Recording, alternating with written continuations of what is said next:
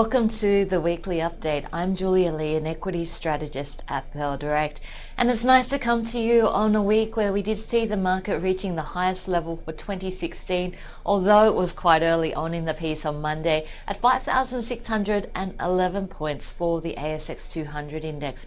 Of course, driving those gains this year has been the material sector, which is up 24% in the year to date, and in particular gold stocks doing extremely well, with the gold subsector up a massive 108% in the year to date. Well, with the material sector doing very well, we are going to concentrate on some of those commodity-based stocks. But let's kick off by looking at Morgan Stanley and their macro view at the moment. Look, they're saying overweight on resources. They're saying while China's growth is weak, it does look like they are seeing some improvement there. So they are expecting to see the resources sector doing well. And the resources space has been a good place to be, with outperformance against the ASX 200 since February of around about 13%. They are, however, underweight banks, saying that the risks to the housing sector is a key reason for this, and to their macro portfolio we've seen an addition of BHP Billiton, Woodside Petroleum, South 32 and Western Areas. On the flip side though, the reduction of Aconex as well as Vocus and Sydney Airports. Just staying with Morgan Stanley, and an interesting graph here showing that the consensus for FY17 is for earnings growth of 6.5%. And according to Morgan Stanley, 10 of these 10 stocks are going to contribute 5.9% of that growth out of the 6.5%. Look, the top ones there, BHP Billiton, ANZ, as well as Newcrest Mining. You can see that there's a heavy tilt to that resource commodity space as well as the financial space.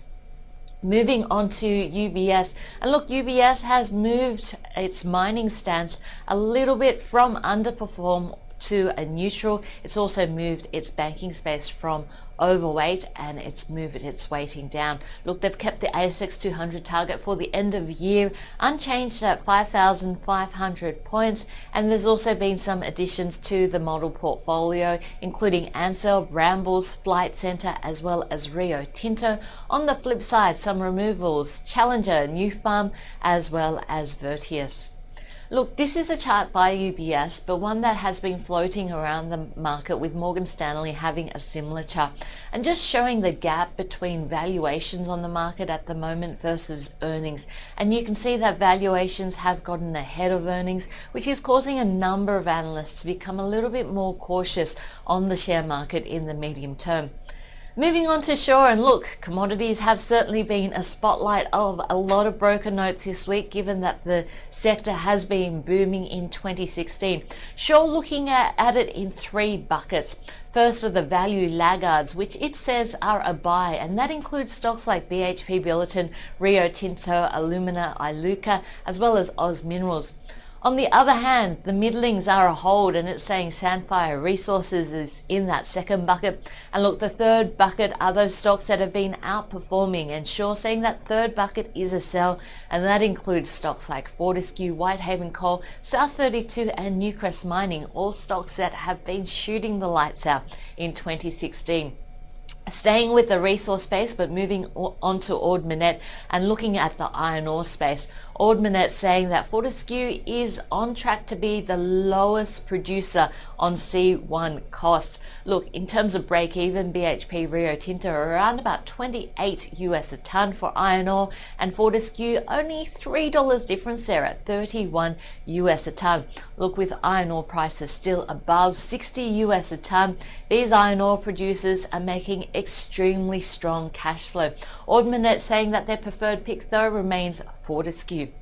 Looking at a little bit of a different space, in Deutsche Bank concentrating on the building material stocks, saying look, they expect outperformance from this space this reporting season. They're saying that Australian housing starts are 48% above historical averages, and that means they see upside for Fletcher Building as well as Boral, although Adelaide Brighton is expected to have an inline result. The number one pick in that space is Fletcher, followed by Boral at number 2.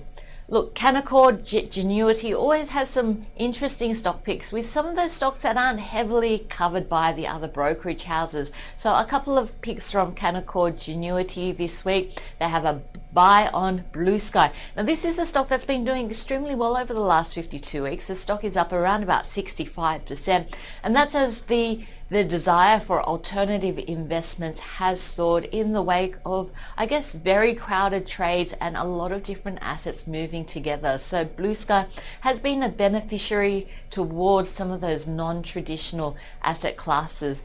They've also got a buy on Freelancer.